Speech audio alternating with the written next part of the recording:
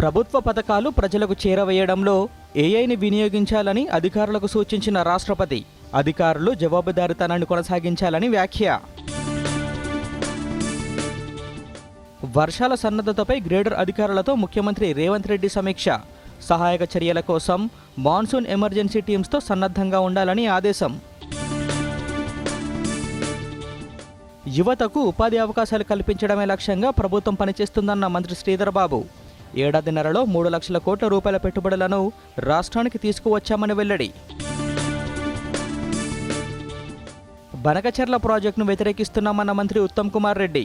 ప్రాజెక్టును అడ్డుకునేందుకు అన్ని ప్రయత్నాలు చేస్తున్నామని వెల్లడి.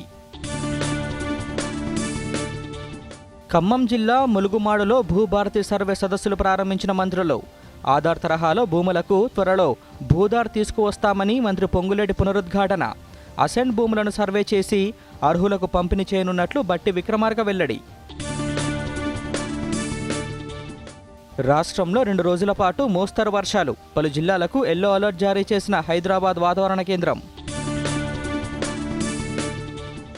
ఐపీఎల్ 2025 విజేతగా రాయల్ ఛాలెంజర్స్ బెంగళూరు. 6 వికెట్ల తేడాతో పంజాబ్ కింగ్స్పై ఘన విజయం సాధించిన ఆర్సీబీ. 18 ఏళ్ల కల సహకారమైన వేళ భావోద్వేగానికి గురైన విరాట్ కోహ్లీ.